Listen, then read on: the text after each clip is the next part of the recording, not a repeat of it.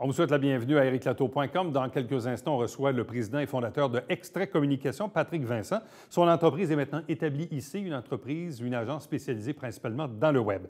Mais d'abord, il est de Saint-Jean-sur-Richelieu, il est avocat, chroniqueur automobile. Il a participé également en tant qu'auteur au Guide de l'auto 2019. On parle des tendances de l'industrie avec Jean-François Gué.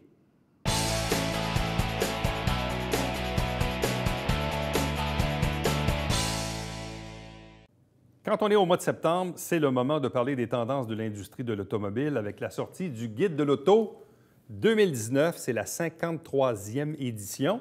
Et parmi les chroniqueurs, les collaborateurs, l'avocat et chroniqueur automobile joannais Jean-François Gué est avec nous. Bonsoir et bienvenue. Bonsoir, Éric.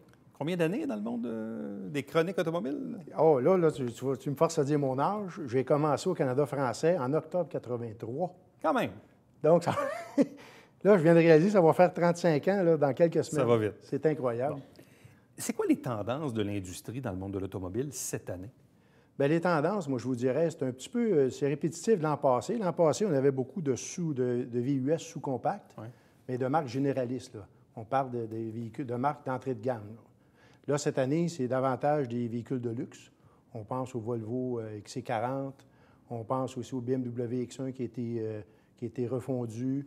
Et puis, vous avez d'autres marques là, qui entrent dans le portrait cette année, là, dans les sous-compacts de luxe.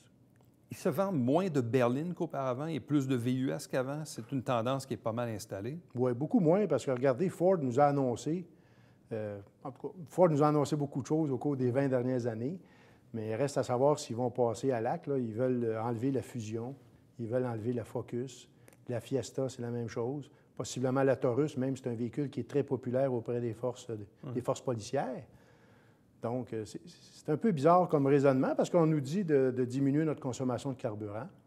Et puis, on s'entend que les berlines consomment moins d'essence qu'un VUS là, de taille comparable. En même temps, ce qui est assez impressionnant, puis j'ai une image en tête, prenons l'exemple de Nissan, qui a à peu près des VUS, à peu près 6 modèles de VUS, c'est pas plus. Il y en a un petit, il y en a un petit, il y en a un petit, un moyen grand. C'est incroyable. On regarde ça, la gamme, là, il y a le Kick, mais il y en a un plus petit que le Kick. Il y a le Juke. Le Juke. Mais le Juke va... Puis là tu as le Murano, tu as le Pathfinder, puis on pourrait monter le X3. C'est incroyable. Tu as le Qashqai, tu as le Rogue. Le Qashqai, le Rogue, c'est ça. Puis je regarde même d'autres constructeurs, même tu t'en vas chez Toyota avec le CHR, c'est bien ça, le HR8. On regarde Mercedes, là, on regarde dans le guide de l'auto, il occupe pratiquement le 1/10 du livre tellement qu'ils ont de modèles. Donc, il y a beaucoup de modèles et beaucoup de modèles de VUS. Oui. Mais c'est sûr que les VUS, actuellement, là, ça occupe à peu près 60 à 65 du marché. Si on regarde en Amérique du Nord, c'est sûr qu'aux États-Unis, c'est un petit peu plus populaire que chez nous, parce que chez nous, encore, les voitures compactes ont encore la cote. Mais si on regarde les voitures intermédiaires, les grandes berlines, c'est vraiment des ventes sur le déclin. Bon. Évidemment, à chaque année, on pose toujours la même question. On est dans un mode, surtout ici au Québec, où on parle de l'électrification des transports. On a des joueurs comme Tesla, évidemment, qui se sont installés, mais les constructeurs traditionnels également qui offrent des nouveaux modèles. Bon, entre autres, on a la Bolt, qui est un bon exemple et un modèle intéressant à suivre. Mais est-ce qu'effectivement, on sent que... Est-ce qu'à chaque année, on fait un pas de plus? Est-ce qu'il y a plus de véhicules? Est-ce qu'on augmente les ventes des véhicules électriques? Bien, ça avance vraiment en pas de tortue, parce qu'il n'y a pas assez de modèles sur le marché actuellement. Il n'y a pas assez d'inventaire non plus? Il n'y a pas assez d'inventaire, parce qu'on va chez les concessionnaires, souvent, il y en a, dépendamment de la grosseur de la concession, ils vont peut-être en avoir quelques modèles. Et puis, bien, on va payer cher, là, on s'entend. On va payer plus cher qu'un modèle. Ça va être plus difficile à négocier, même s'il y a une subvention gouvernementale.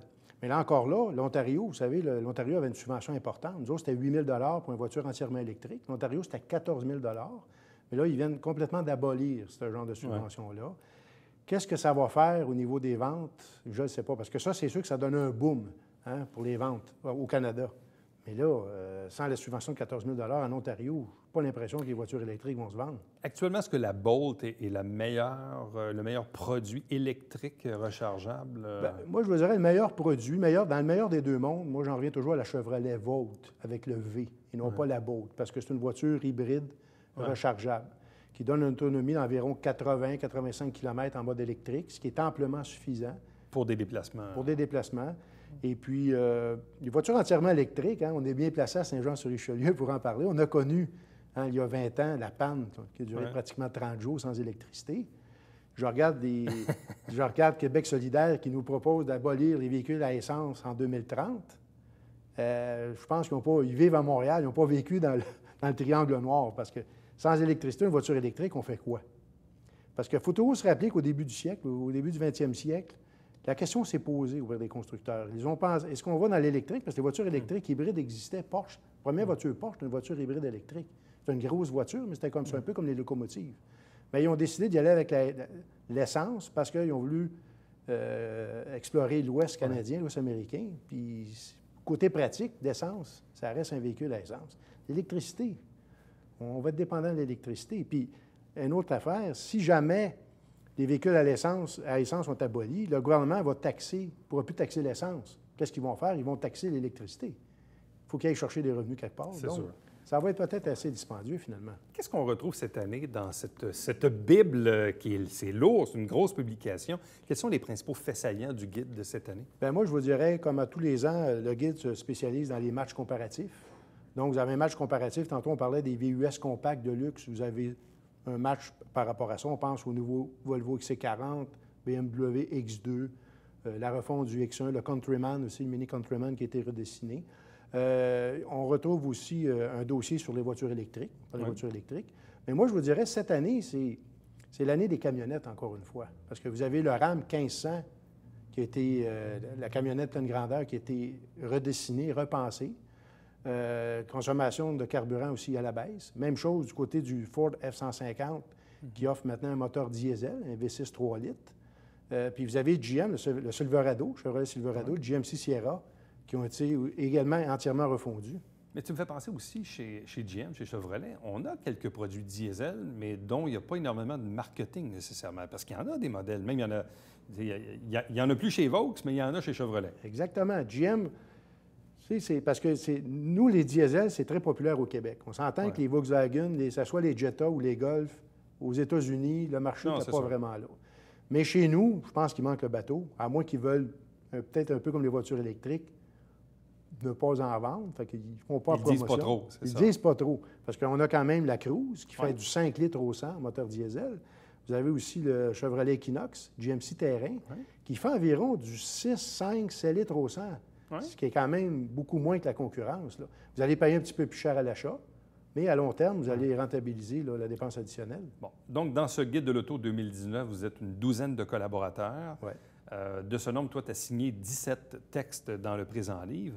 Quels sont les principaux véhicules que tu as essayés et dont tu as signé les textes cette année? Bien, c'est sûr que cette année, moi, je n'ai pas fait beaucoup de nouveautés, mais parmi les textes, je pense justement à la Ford Taurus.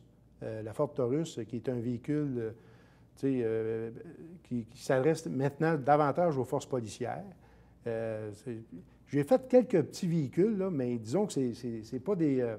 c'est pas des nouveautés que j'ai fait cette année. Moi. On m'a confié, étant donné que j'étais un vieux de la vieille. Ils t'ont donné des vieilles bagnoles? Bien, on s'est dit, Jean-François, lui, il a essayé ça, ces véhicules-là. Parce que les plus jeunes chroniqueurs, des fois, ils essayent les nouveautés, mais ils n'ont peut-être pas essayé les plus vieux modèles qu'on retrouve difficilement sur les flottes de presse. Donc, bien, je fais mon travail avec plaisir quand même. Là. Bon. Et c'est quoi ces modèles-là que tu parles dans le livre cette année? Bien, je pense, j'ai fait les camionnettes HD notamment. Si on pense au Chevrolet Silverado HD, on pense aussi au Dodge Ram HD. Ce sont des véhicules qui n'ont pas été encore redessinés pour 2019, mais étant donné que c'est de nouveau, il y a dans les modèles 1500 qu'on appelle une demi-tonne, ils ont été redessinés pour 2019. Pour 2020, vous allez avoir la nouveauté là-dedans, dans ces modèles-là. Mais là, quand on regarde la bagnole avec laquelle tu es arrivé aujourd'hui, puis ça a donné que tu as pu te stationner tout juste ici, ça, c'est quoi? De loin, c'est une Lexus? Ça, c'est une Mercedes. Une Mercedes, OK, je ne voyais pas le logo. C'est une AMG GT. OK. Mercedes, maintenant, pour les voitures de haute performance, ils ont comme formé une nouvelle division. C'est la division AMG.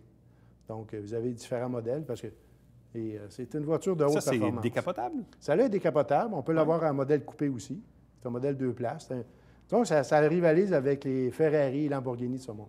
Okay. Qu'est-ce que tu as essayé cette année que tu as aimé? Que j'ai aimé, là? Bien, c'est sûr que j'ai bien aimé la Nissan Leaf. La nouvelle Nissan Leaf. On parle de voitures plus abordables. La Nissan Leaf, là, avec une autonomie qui a été accrue, hein, on peut faire pratiquement 230, 250 km avec une pleine charge. dépendamment de la façon qu'on conduit. J'aime beaucoup le nouveau design, le nouvel aménagement intérieur. Et si on regarde aussi, tu parles de moteur diesel, j'ai bien aimé le Chevrolet Equinox GMC Terrain en version diesel. L'hiver dernier, j'ai fait du 6 litres au 100 en plein hiver. Puis on parlait des moins 20, là, en période de grand froid, l'an dernier, du temps des fêtes. Là. Ça m'a bien impressionné. Mais c'est sûr que ce que j'ai essayé récemment, justement, pour la balade de rêve, qui a eu lieu à Saint-Jean-sur-Richelieu le samedi dernier, j'avais une Dodge Challenger SRT L4 avec un moteur de 707 chevaux. Il y a une version maintenant démon de 840 chevaux. C'est dans un autre monde, parce qu'on a des petites voitures électriques, puis on a encore aussi les gros moteurs américains dans les poney cars américains. Qu'est-ce qui contrasterait aussi à la balade, je ne sais pas si vous en avez parlé pour la balade de rêve, il n'y avait pas de voiture électrique cette année. Ça, j'ai été surpris. C'est pas parce que les organisateurs n'ont pas essayé, mais les propriétaires de Tesla m'ont déçu un petit peu parce qu'ils veulent faire la promotion de la voiture électrique, puis ils n'étaient pas là. On avait seulement des grosses cylindrées. Donc, l'année prochaine, j'espère qu'ils vont être là. Et pour toi, c'est quoi le véhicule de l'année ou la trouvaille de l'année? Bien, cette année, là, la trouvaille de l'année, moi, j'ai bien hâte d'essayer la nouvelle Nissan Altima qui arrive dans un marché où, disons que les constructeurs ont un peu de misère. On pense à Mazda 6, cette année, il y a un moteur turbo. La Ford Fusion qui va possiblement disparaître. Mais là, l'Altima qui arrive en force, qui a été renouvelée. Donc, je pense que Nissan font... Les constructeurs japonais et sud-coréens font encore beaucoup confiance aux voitures intermédiaires. Mais pour en revenir à ta question, la voiture qui m'a le plus impressionné cette année, écoute, c'est une bonne question. Bien aimé la Nissan Leaf, mais encore là, la Chevrolet Bolt, c'est un modèle 2018. Il faut dire que des modèles 2019, ça arrive au compte-gouttes. Mais j'ai bien hâte aussi. J'ai bien aimé le Nissan Kick, le petit VUS d'entrée de gamme. Bien aimé ça. Bien aimé aussi une voiture qu'on oublie souvent, c'est la Smart, qui pour 2019 est entièrement électrique. Il n'y a plus de moteur essence, plus de moteur diesel, entièrement électrique. J'ai essayé cette voiture-là il n'y a pas longtemps. Et en ville, là, c'est un pur bonheur. J'avais l'impression vraiment de conduire un petit kart de golf, de luxe, de grand luxe. En ville, modèle cabriolet, c'est des accélérations assez impressionnantes. Puis en ville, là, tu as toujours le sentiment du devoir accompli, dans le sens qu'on ne pollue pas. On se promène en voiture électrique. C'est une voiture qui se stationne en 2-3 mouvements. Ouais. Et que si tu manques d'électricité chez vous, bien, tu partiras ta génératrice pour recharger l'auto, c'est ça? Oui, mais génératrice, en passant, on a manqué d'électricité il n'y a pas longtemps à Saint-Jean. Mais ça faisait 2-3 ans que je ne l'avais pas démarré. Donc, il faut démarrer votre génératrice à tous les 3 mois. Sinon, on va manquer d'électricité, puis ça ne va pas démarrer. Fait qu'on va retomber au même point. Pas d'électricité. Jean-François Guay, merci beaucoup. Ça fait plaisir. Donc, bonne année, une bonne année de chronique en 2018-2019. Donc, on peut se procurer le Guide de l'auto 2019, 53e édition à laquelle a participé Jean-François Guay, bien sûr. Merci beaucoup. Merci. Restez avec nous, puisqu'au retour, on vous parle d'une agence spécialisée dans le web.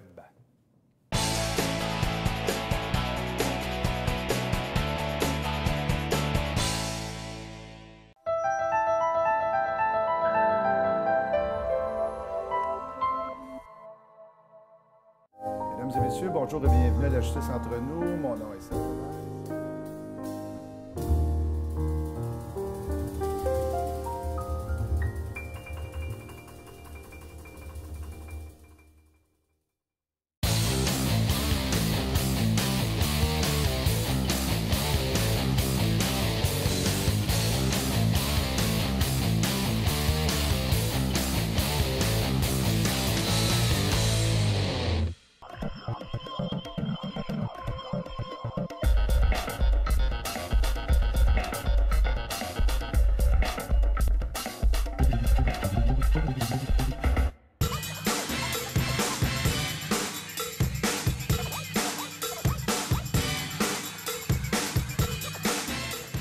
Dimanche, 9h30, Télé Bingo, on vous attend.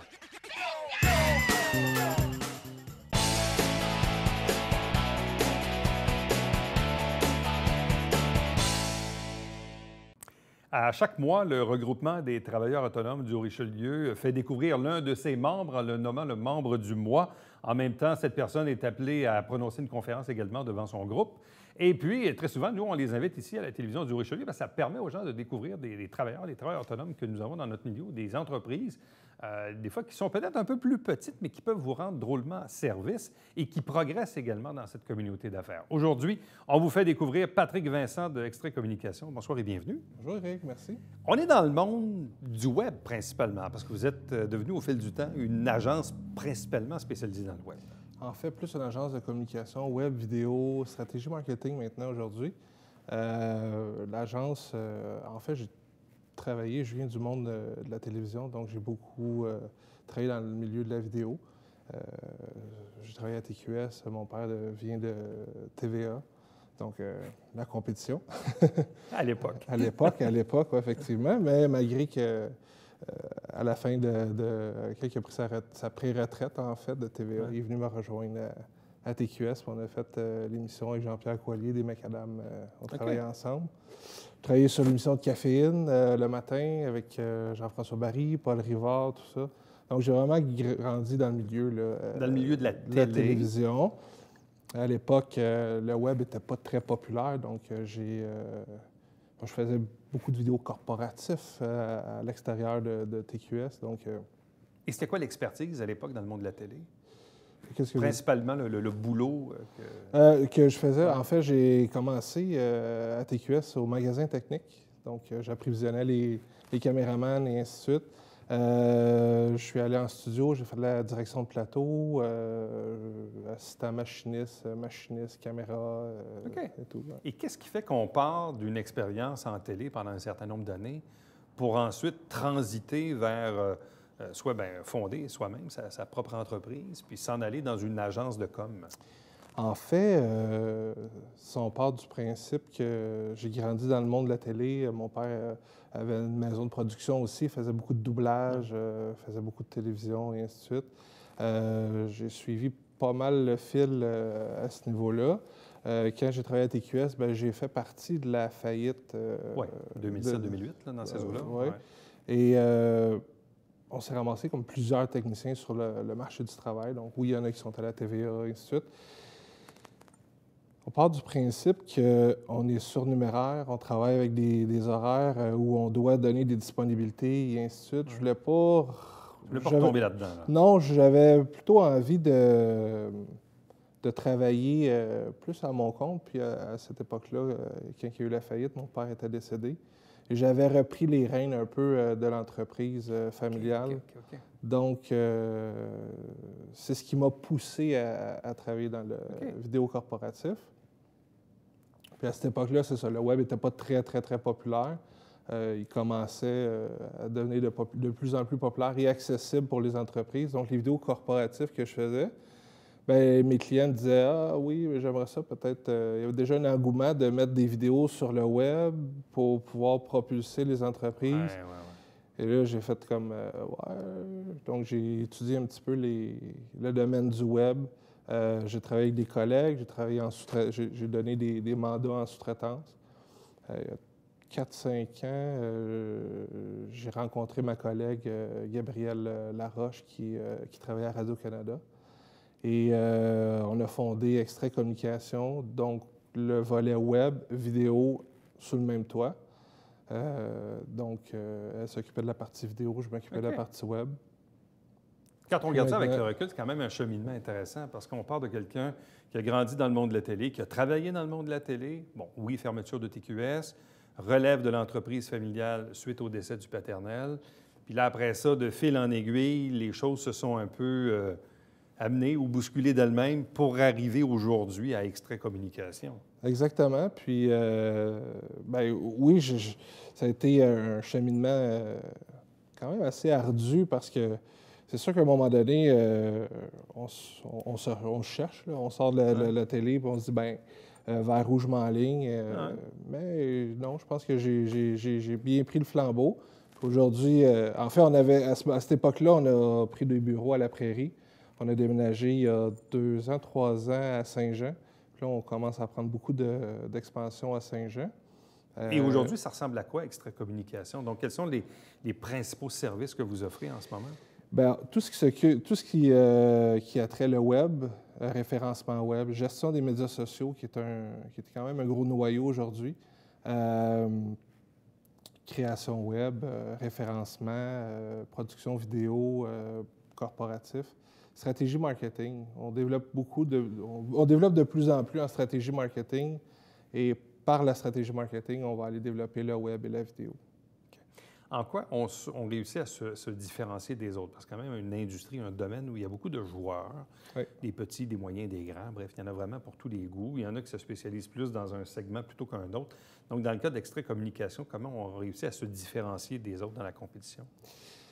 On se différencie beaucoup sur l'écoute et les conseils des clients.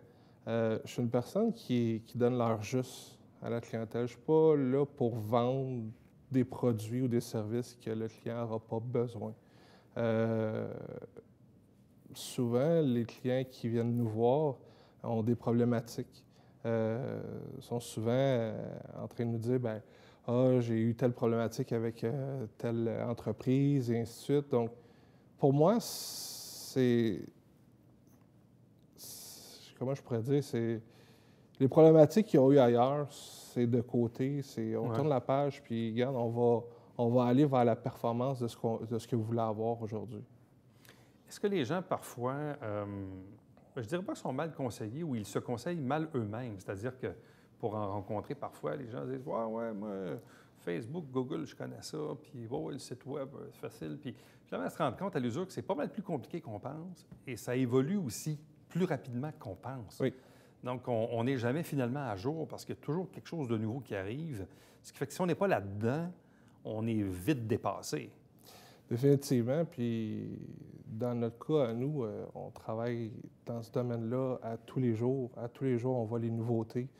On est à l'affût de ce qui s'en vient, autant au niveau des plateformes web que des réseaux sociaux. Donc, c'est ce qui est important pour le choix d'une agence, là, de voir vraiment c'est quoi leur spécialité. Donc, chez Extrait, on a le département vidéo qui est chapeauté par des gens en vidéo. Moi, je chapeaute le côté web. Stratégie marketing, il y a une autre personne qui s'en occupe. Donc, on a chacun nos volets et nos forces dans nos départements. OK. Et là, actuellement, les clients que vous avez, ça ressemble à quoi comme type ou de grosseur de clients ou de compte que vous avez? Clients, je vous dirais qu'on peut avoir des clients autant comme l'Association des MBA du Québec. On a la Fondation du Haut-Richelieu, qui d'ailleurs, on a fait le défi Je bouge là, il n'y a pas tellement longtemps. On s'est occupé vraiment là, de vidéos et ainsi de suite. C'est un peu la direction vers où on s'en va avec notre clientèle. Là, c'est des PME. OK. Et qu'est-ce que vous souhaitez pour l'avenir ou le développement de l'entreprise à moyen long terme? Bien, en fait, un autre département qu'on a, c'est l'animation 2D, 3D. Fait qu'on veut pousser beaucoup de l'animation en 2D et en 3D. En industriel, exemple, on a fait un client qui est Cannexair, qui est des hottes de cuisine.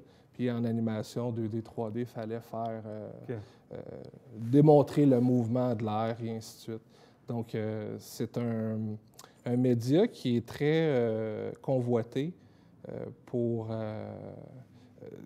des produits à démontrer que le vendeur n'est pas capable de démontrer nécessairement sur place. Donc, avec l'animation 2D, 3D, il y a possibilité de faire ça. Donc, en ayant tous ces services-là, c'est vraiment au niveau du conseil, stratégie marketing, plan de communication des clients qu'on veut travailler. Bon.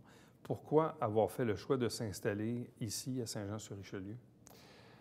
Proximité, en premier lieu.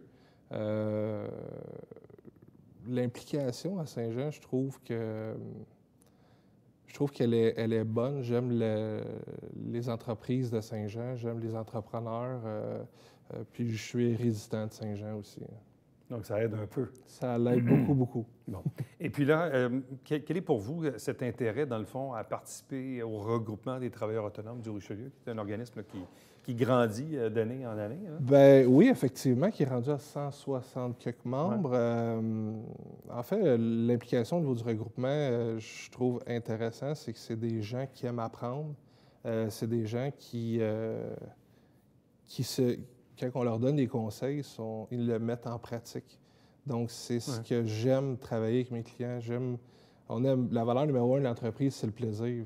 Moi, j'aime avoir du plaisir avec mes clients. J'aime avoir du plaisir avec les travailleurs autonomes du regroupement qui sont prêts à apprendre et aller là où ils veulent bien aller. Patrick Vincent, merci beaucoup. Ça fait plaisir. Félicitations encore une fois, puis bonne chance pour la suite. Merci beaucoup. Restez avec nous au retour, conclusion de l'émission.